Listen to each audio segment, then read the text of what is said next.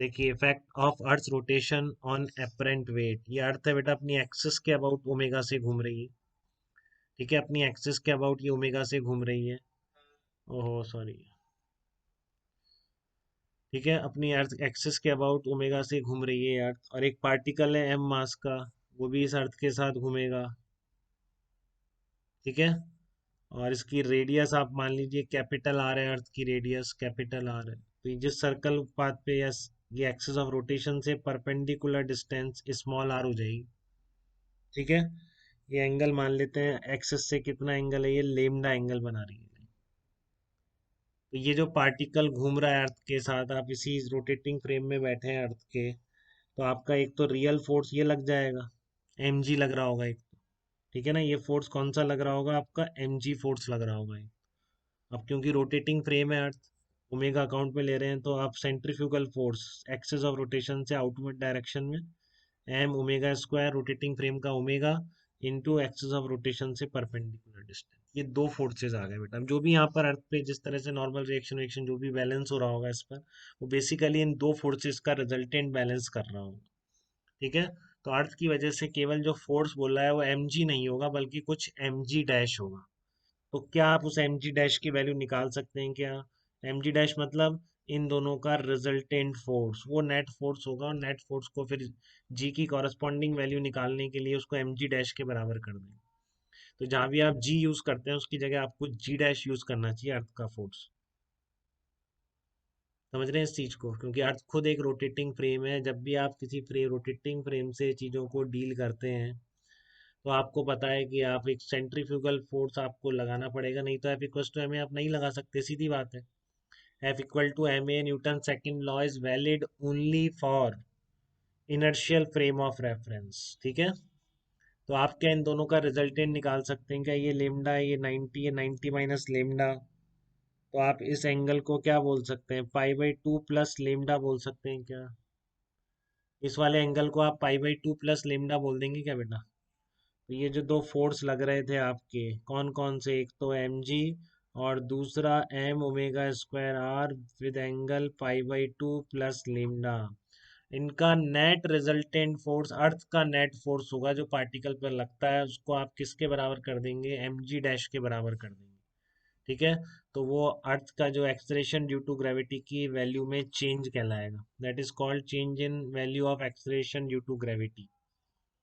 ठीक है, तो आप कैसे निकालेंगे उसको रिजल्टेंट, वही आपके वेक्टर की definition, M G dash will be M G का स्क्वायर आ जाएगा plus M omega square R square plus two M G M omega square R cos angle between both vector pi by two plus lambda. ठीक है, तो M तो cut जाएगा, जी dash का formula किसी भी एक्सिस ऑफ रोटेशन से lambda angle पर एक्चुअल वैल्यू ऑफ जी अगर अर्थ का रोटेशन अकाउंट में ले लें, तो इस तरह से गिवन होगी, जिसको आप एम से मल्टीप्लाई करते हैं। ठीक है, तो वो आपका अपरेंट वेट कहलाता है, रियल। ठीक है, क्योंकि आप जो भी जी डैश से आप मल्टीप्लाई कर देंगे तो नया वेट आ जाएगा आपका, तो ये कितना हो जाएगा, G square plus omega square, R की जगह मैं वैल्यू पुट कर सकता हूँ, आप चाहें तो स्मॉल आर की जगह आप क्या पुट कर दें, आर साइन लेमडा पुट कर दें, स्मॉल आर विल बी। हाँ बोलिए बेटा। आवाज नहीं आ रही? यार आवाज का इशू तो आया ही नहीं बहुत दिन से। किसी को आ रही है आवाज, सही आ रही है किसी को? अरे, तो आप दीपेंद्र आपको नहीं आ रही है? हाँ फिर वो नेट थोड़ा सा इशू, हर्ष जहांगीर हो गए है ना? क्यों हर्ष जहांगीर आपको नहीं आ रही?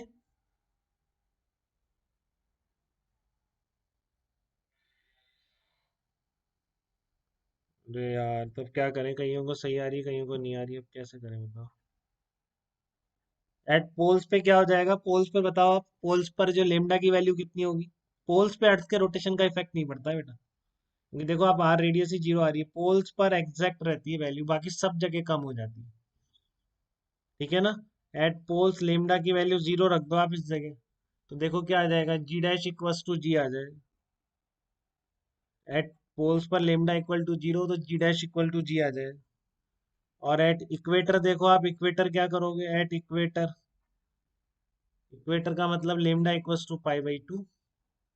ठीक है, तो ये sine pi by two one, sine pi by two one, तो ये एक्सप्रेशन भी याद रखना बेटा। इक्वेटर पे आप याद रखिए जी डैश की वैल्यू कितनी होगी इक्वेटर पे। तो इक्वेटर पे जी डैश आपका निकल के आ जाएगा, इक्वेटर पे जी डैश आपका निकल के आएगा, कितना आएगा इक्वेटर पे, आप इसको लेमडा की वैल्यू को चेंज कर देंगे, जी डैश आ जाएगा जी माइनस लेमडा की वैल्यू पाई बाई टू डाल दीजिए, तो आप देखो जी माइनस ओमेगा स्क्वायर आर का होल स्क्वायर बन जाएगा, तो स्क्वायर हटा दो, ये होती है बेटा इक्वेटर। तो ये बहुत यूज हो जाती है कि इक्वेटर पे जी डैश एक्चुअल में कितना होता है, अगर अर्थ का रोटेशन अकाउंट में ले लें तो जी माइनस ओमेगा स्क्वायर। तो वेट एट इक्वेटर किसी ऑब्जेक्ट का क्या बोलना चाहिए, वेट एट इक्वेटर किसी ऑब्जेक्ट का बोलना चाहिए M G minus omega square, ये उसका ट्रू वेट हो जाएगा। ठीक है ना।